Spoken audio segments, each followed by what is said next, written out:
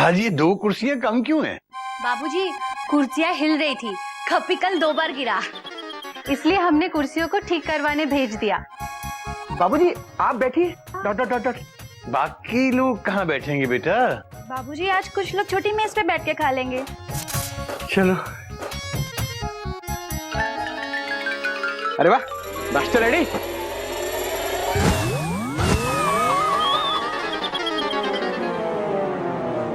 हरिओम हरिओम।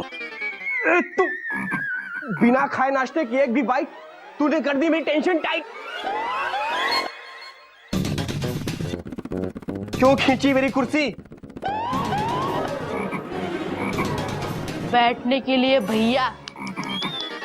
बेटा कपी, आज तू छोटी मेज पे बैठ के नाश्ता कर ले बेटा।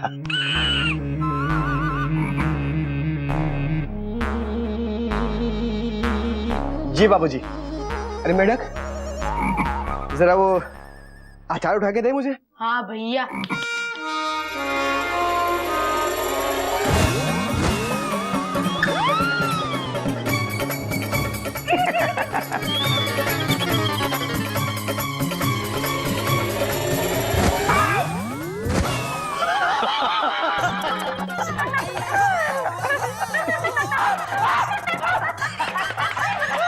भैया दिस इज नॉट राइट। फिर से हो गई मेरी टेंशन टाइट। बेटा पहले तू जाके नहा और नहा धो के धुले हुए कपड़े पहन के आ जा। ठीक है बाबूजी।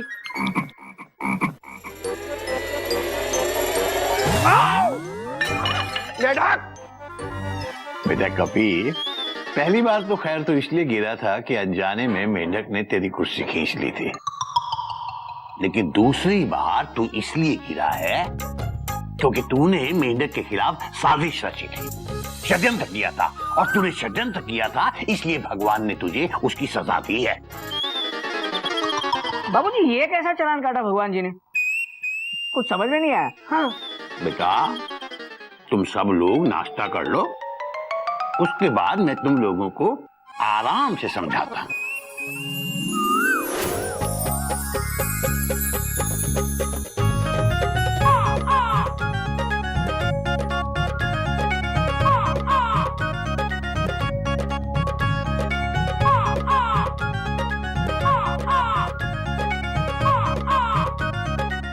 हाँ, जो दूसरों के लिए गड्ढा खोदता है वो खुद उसमें गिरता है। बाबूजी, हमारे घर के बाहर रोज जो टेलीफोन लाइन वाले गड्ढा खोदते हैं, वो लोग उसमें खुद तो नहीं गिरते हैं कभी? मयूरी प्रसाद। बेटा बात तो तेरी सही है, लेकिन मैं उस गड्ढे की बात नहीं कर रहा हूं। मैं जिस गड्ढे की बात कर रहा हूं वो 2 तरह का होता है। एक गड्ढा वो जो दूसरे की भलाई के लिए खोदा जाता है, और एक गड्ढा वो होता है जो दूसरे की बुराई के लिए खोदा जाता है। अगर आप दूसरे की भलाई के लिए कोई गड्ढा खोदते हैं तो आप उसमें कभी नहीं गिरेंगे, लेकिन अगर आप दूसरों की बुराई के लिए गड्ढा खोद रहे हैं तो आप जरूर उसी में खुद गिरेंगे। लेकिन बाबूजी मेरा कहना यह है कि हम गड्ढा खोदेंगे क्यों? क्या जरूरत क्या है? ये कपी प्रसाद। हाँ बाबूजी, हमारा काम तो गड्ढा खोदना नहीं है। बेटा बात तो तेरी भी सही है, लेकिन गड्ढा खोदने की बात या इस कहावत से मेरा मतलब ये है कि अगर हम दूसरों की भलाई चाहेंगे तो हमारा बुरा कभी नहीं होगा, लेकिन अगर हम दूसरों की बुराई चाहेंगे तो खुद हमारा ही बुरा होगा, ये निश्चित है। बाबूजी माफ कर देना, लेकिन मैं आपकी इस बात को हरी झंडी नहीं दिखा सकता। क्या है ना गोमू, हमारे ऑफिस में एक सीनियर डीसी है, तिवारी जी। वो रोज कोई ना कोई साजिश करके मुझे मेरे बॉस से डांट खिलवाते हैं। उनके तो प्रमोशन हो रहे हैं और मैं रोज हावड़ा के लिए भागता रहता हूँ। बाबूजी भैया की बात में पॉइंट है, फुल स्टॉप। बाबूजी हमारे स्कूल में भी बहुत बुरी पॉलिटिक्स है, फुल स्टॉप। सीनियर टीचर्स की क्लास मुझे लेनी पड़ती और ओवर टाइम उनको मिलता है। अरे ओवर टाइम से याद आया गोमुख, आज हावड़ा बिफोर टाइम आने वाली है। बाबूजी दूर से ही पाए लागू। हाँ, चल चल चल चलता हूँ। जीते रहो बेटा, जीते रहो। बेटा तुम दोनों को मैं तो इस कहावत का अर्थ नहीं समझा पाया, शायद वक्त समझा दे।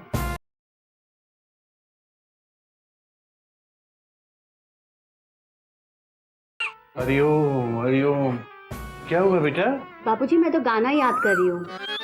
बेटा गाना छोड़, मेरे जाने की सोच। मेरे जाने की पूरी तैयारी की कि नहीं तुमने? हाँ बाबूजी, आपका सूटकेस रेडी है और आपकी लखनऊ की बस 5 बजे। और कभी आपको छोड़कर आने के लिए तैयार है, रेडी। लेकिन बाबूजी ये अचानक से आप लखनऊ क्यों जा रहे हैं? बेटा वो क्या है कि शिक्षा विभाग का हेड ऑफिस लखनऊ में है और आजकल पेंशन मिलने में बहुत टेंशन हो रही है, तो उस सिलसिले में मुझे एक आध दिन के लिए जाना पड़ेगा बेटा।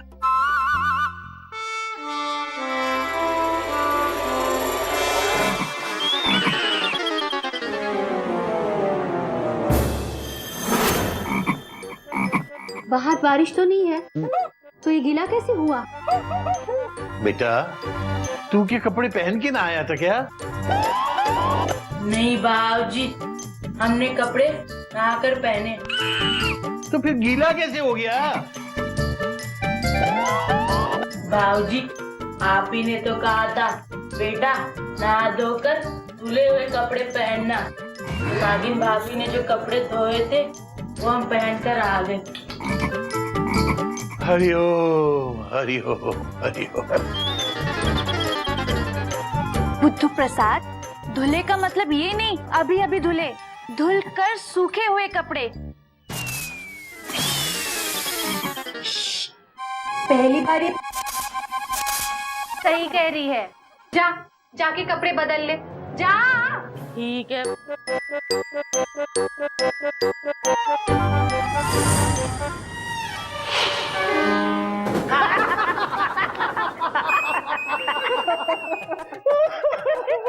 अरे हंसते ही रहोगे, आप लोग भी कुछ सुनाओगे? सुना दो। ट्रेन और प्लेटफॉर्म, ये लतीफे सुनाने की सबसे अच्छी जगह है। सुना। लखनऊ स्टेशन पे एक महानुभाव, हाँ। सत्यवादी हरिश्चंद्र टाइप। अच्छा। अब वो चढ़ गए ट्रेन में, उनके सीट के पीछे एक छोटी सी कील थी जिससे उनके गर्दन में हो गया घाव। अरे अब वो कुछ स्टेशन तक तो सहते रहे, लेकिन जैसे ही बनारस आया, धपाक से खड़े हुए फटाक से मेरे पास आ गए और रेलवे की शिकायत करने लगे। अगर आपको इतनी ही तकलीफ थी तो सीट बदल लिया होता। तो कहने लगे, अरे सीट कैसे बदलते भाई, ट्रेन के डिब्बे में तो कोई था ही नहीं। क्या बात कही है जी। वैसे एक बात है, ट्रेन में भी एक से एक नमूने टाइप के लोग चढ़ते हैं। अरे जरा धीरे हंसो। क्या? मैंने सुना है कि नए डीआरएम साहब आए हैं और बड़े ही सख्त हैं, कभी भी कहीं भी राउंड पे आ सकते हैं। हाँ। अरे कोई नई बात नहीं है गुप्ता। अरे बड़े अफसर चाहे कितने भी सख्त क्यों ना हो, अपनी बीवी से जरूर डरते हैं। अब देखो अभी तो लंच टाइम है। करेक्ट। अपने डीआरएम साहब गए होंगे अपनी बीवी की जी हजूरी करने। पैर दबा दूं बीवी जी? अरे कोई नहीं आने वाला। अच्छा चल, इस बात पे और एक लतीफा याद आया। ये है ना वो जोरू के गुलाम अपने डीआरएम टाइप से एक आदमी के बारे। तो अरे भाई साहब, ओ कहाँ घुसे आ रहे हो भाई? ये इंक्वायरी काउंटर नहीं है। अरे रिजर्वेशन भी नहीं है, अगले सीजन में आना। अरे भाई मैं कोई इंक्वायरी करने नहीं आया, मैं तो डीआरएम साहब पे लतीफे सुनने आया। सुनाइए। ओ भाई साहब, क्यों एक्सप्रेस गाड़ी में मालगाड़ी का डिब्बा लगा रहे हैं? हाँ? मतलब जबरन क्यों घुस रहे हैं इसमें? देखिए भाई साहब, हम जब फ्री होते हैं ना तो बहुत बिजी होते हैं। अरे जाइए। अरे भाई अब हम कहाँ जाएं? हमारी बीवी तो मायके गई है, अब हम किसकी जी हुजूरी करें और किसके पांव दबाएं?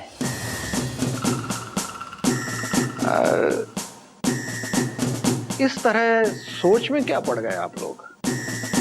अरे भाई हम ही हैं आपके नए डीआरएम साहब। सॉरी। अरे उठिए। Sorry sir. क्या नाम है आपका? गुप्ता। घोटक नाम है, घोटक केसरी नारायण। घोटक जी, मैं आपकी नौकरी को घोट के पी जाऊंगा अगर दोबारा स्टाफ रूम में मैंने आपको ऐसे लतीफे सुनाते पकड़ लिया तो। नहीं नहीं, मैं कहीं भी कभी भी राउंड पे आ सकता, समझे आप लोग? और ये आप सबको पहली और लास्ट वार्निंग है। मैंने आपकी बहुत तारीफ सुनी थी, सॉरी सर। इसीलिए आपकी प्रमोशन का लेटर आपको देने में खुद ही चला आया। पूरे 2000 रुपए का इंक्रीमेंट हुआ है आपका। Promotion? Thank you sir, thank you. लेकिन अगर ये आपकी हरकतें इसी तरह जारी रही ना तो ये प्रमोशन डिमोशन में भी बदल सकता है। नहीं नहीं सर, ऐसा कभी होगा ही नहीं sir. Very good, thank you sir. अरे घोटक बाबू, अरे बधाई हो। Thank you. ज्यादा हंस मत गुप्ता, वरना डीआरएम समझेंगे कि मैंने और एक लतीफा सुना है, खामा डिमोट कर देंगे मुझे। 2000 रुपए गोमू को फोन लगाता हूँ, हाँ? बोलता हूँ लौटते वक्त मुझे मार्केट ले जाए। कोयल के लिए एक सरप्राइज गिफ्ट तो बनता ही है।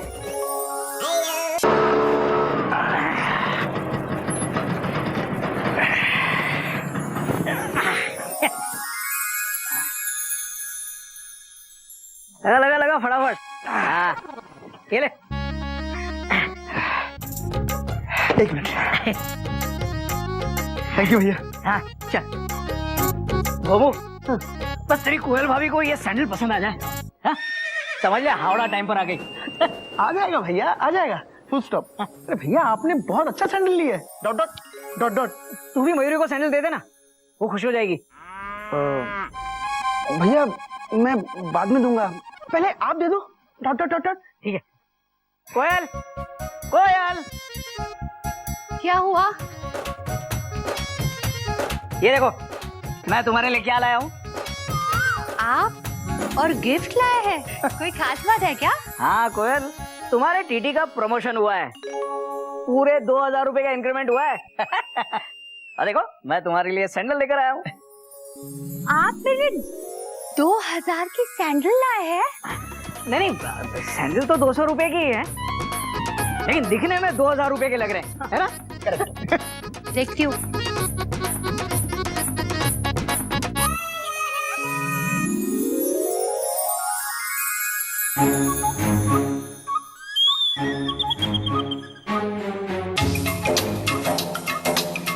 सैंडल लाए हो?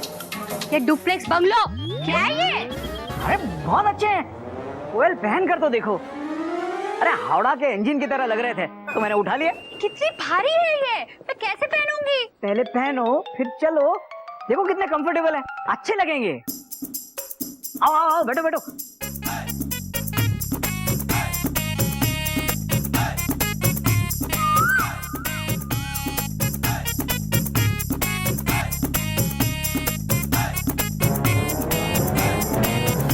भारी है। कुछ नहीं होगा, चलो।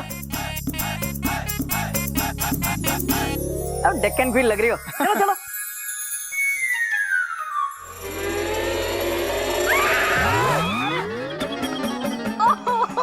सॉरी सॉरी सॉरी कोयल, सॉरी। अरे अरे क्या हुआ मयूरी की दीदी को? ये देखो देखो, तुम्हारे जेठ जी मेरे लिए रेलवे के इंजन की तरह भारी और ऊंची सैंडल लेके आए हैं, जिसकी वजह से मेरा पैर भारी हो गया, मोच भी आ गई मेरे पैर में।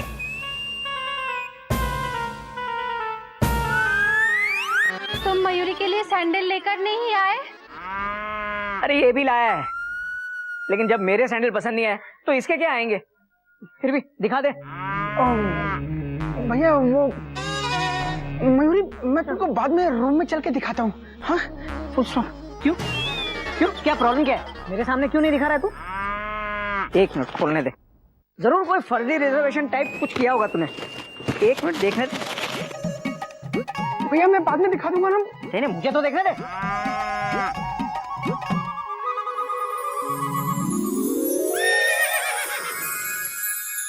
ये सैंडल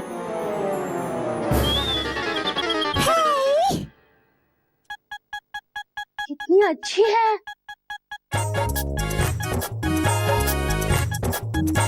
आप मयूरी के लिए इतने सुंदर सैंडल्स लेकर आए हैं।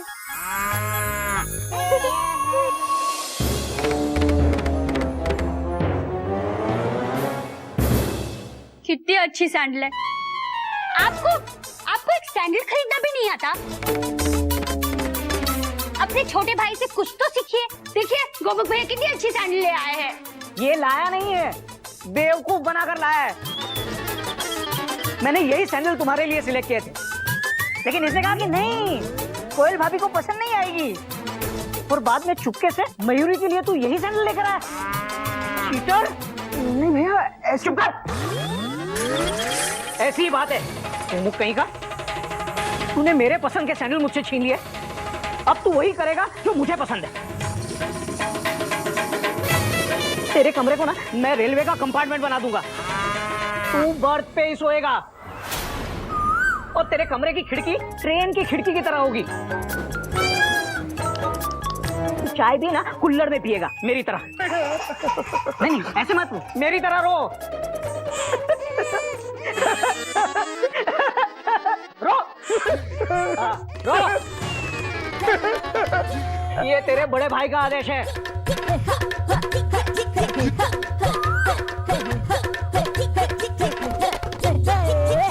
चलो कोयल, हम डॉक्टर के पास जाते हैं, तुम्हारा पैर दिखा कर आते हैं। चलो आओ। मैं कभी नहीं भूलूंगी, कभी नहीं। अरे तो क्या कर रही हो?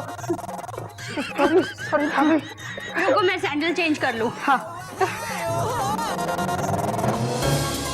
चलो बाद में देखता हूँ। चलो कोयल। याद रखूंगी मैं। संभाल के। Railway compartment, exclamation mark, birth, double exclamation mark, railway की खिड़की।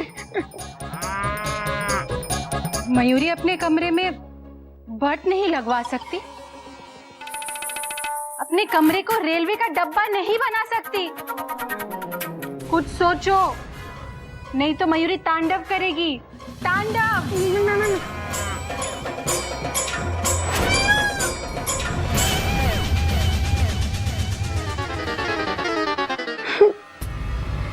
मैं क्या करूं? हे भगवान।